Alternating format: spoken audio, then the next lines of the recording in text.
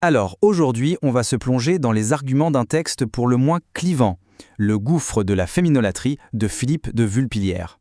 On va décortiquer ensemble les thèses centrales de cet ouvrage qui sont, disons-le, assez controversées. Pour y voir plus clair, on va procéder par étapes. D'abord, on va définir un concept clé du livre, le cerveau arme. Ensuite, on se penchera sur le portrait de la séductrice. Après ça, on verra quelles sont les grandes forces sociales que l'auteur accuse. Puis, on fera un détour surprenant par le cinéma de Kubrick, avant de terminer avec le pronostic de l'auteur sur l'effondrement de la société. Allez, on entre directement dans le vif du sujet. Pour bien saisir la pensée de l'auteur, il est indispensable de comprendre son vocabulaire. Il a un lexique bien à lui, qui est vraiment la fondation de tout son raisonnement. Le concept central, la clé de voûte de toute l'analyse, c'est ce mot, la féminolatrie. Pour l'auteur, ce n'est pas juste de l'admiration, c'est une véritable idolâtrie, une forme d'hédonisme qui placerait le féminin au-dessus de tout et qui serait, selon lui, la cause profonde des problèmes de notre société. Alors, pour construire son argumentaire, l'auteur met en place une sorte de miroir, une dualité fondamentale. D'un côté, il y aurait ce qu'il appelle le cerveau-arme féminin, qui serait une prédisposition à l'agression psychique, pensée, mépris, moquerie, etc. De l'autre côté, on aurait le corps-arme masculin, prédisposé, lui, à l'agression physique. Pour faire simple, un homme qui ne se maîtrise pas devient un voyou, une femme qui ne se maîtrise pas devient, dans la logique du texte, une séductrice. Et pour vraiment illustrer cette idée du cerveau-arme, l'auteur va chercher un vieux proverbe chinois qui dit « La langue des femmes est leur épée, et elle ne la laisse jamais rouiller ». C'est une métaphore très directe de cette agression par les mots, par la psyché qu'il décrit.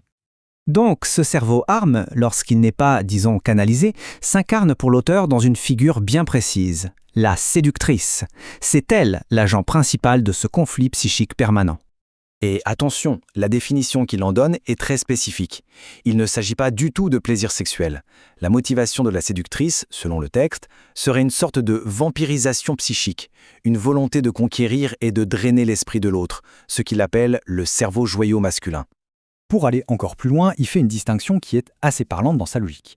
Il oppose la prostituée avec un petit p, celle de la rue, à la prostituée avec un grand P, qu'il appelle la prostituée crâneuse.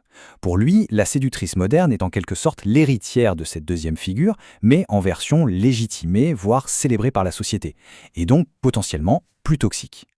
Pour que ce soit plus concret, le texte va jusqu'à citer un extrait d'un spectacle de Blanche Gardin. Il y voit une sorte d'aveu, une expression à l'état brut de ce désir de domination psychique, de ce besoin de sentir comme a le pouvoir de détruire l'autre. Il ne s'arrête pas là, il va chercher un autre exemple, cette fois dans les archives télé, avec ce témoignage d'une femme en 1983.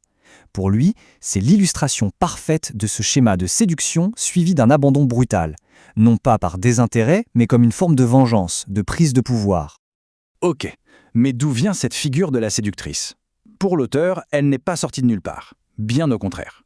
Il soutient que des forces sociétales modernes très puissantes l'ont libérée et même encouragée. Il pointe du doigt 3 grands responsables. Premièrement, la libération sexuelle, qu'il voit comme un suicide collectif qui ne crée que du traumatisme. Deuxièmement, le féminisme, qui selon lui aurait donné une sorte de permission aux femmes d'être méchantes et de perdre leur douceur. Et enfin, la télévision, ce vaste catalogue parlant qui rendrait l'œil ivre de désir et qui transformerait même les mères en séductrices. Et pour ancrer son analyse dans le monde d'aujourd'hui, l'auteur s'appuie sur une statistique assez frappante, tirée du journal Le Monde, concernant Tinder. On y voit que les femmes obtiendraient environ 50% de matchs contre seulement 2% pour les hommes. Il interprète ça comme la preuve d'un déséquilibre total des pouvoirs où le choix féminin est devenu quasi absolu. Et là, l'analyse bascule vers un domaine qu'on n'attendait pas forcément, le cinéma. Plus précisément le cinéma de Stanley Kubrick, que l'auteur voit comme une sorte de symptôme culturel, un miroir de toute la décomposition qu'il décrit. Ce que fait l'auteur, c'est qu'il retrace une sorte de trajectoire à travers la filmographie de Kubrick. Ça commence avec Barry Lyndon et sa figure de femme souveraine, presque divine, qui écrase l'homme. Ensuite, il voit les films suivants comme une réaction à cette figure, avec des personnages féminins souvent terrorisés. L'étape d'après, c'est Full Metal Jacket et le meurtre du sergent, qu'il interprète comme la mise à mort symbolique du père, de la loi. Et tout ça mène à Eyes Wide Shut, le chaos final, avec l'agression psychique de l'épouse et une société qui sombre dans une orgie sans fin. Cette citation résume parfaitement sa lecture. En gros, dans le monde de Kubrick, cette guerre psychique, cette folie injectée par la femme, ne mène nulle part. C'est un jeu à somme nulle qui se retourne contre tout le monde et qui finit par consumer aussi bien l'agresseur que l'agressé. Après cette analyse culturelle, on arrive à la dernière partie de l'argumentation, et c'est sans doute la plus sombre. C'est le pronostic de l'auteur pour une société qu'il juge totalement sous l'emprise de la féminolâtrie. Le texte propose une théorie assez mécanique de ce déclin, un schéma qui se déroulerait en 3 étapes, sur 3 générations. La première génération commence par normaliser le vice. La suivante va plus loin, elle normalise la perversion. Et la troisième, elle bascule carrément dans ce que l'auteur appelle une psychose collective. Et le point final de cette trajectoire, selon lui, c'est la société du suicide. Un monde où la famille, cellule de base, a implosé et où toutes les différences, hommes, femmes, jeunes, vieux, etc., ne sont plus des complémentarités, mais des sources de conflits et de rage impossibles à résoudre. L'auteur clôt son texte là-dessus, sur une question ouverte, presque biblique, qui pèse lourd. Si les fondations sont ruinées, que peut faire le juste ? Il nous laisse face à ces dilemmes, à cette impression que les bases de la société sont détruites. Et c'est sur cette interrogation, qui résume bien toute la gravité du propos, que s'achève notre décryptage. Merci de votre écoute.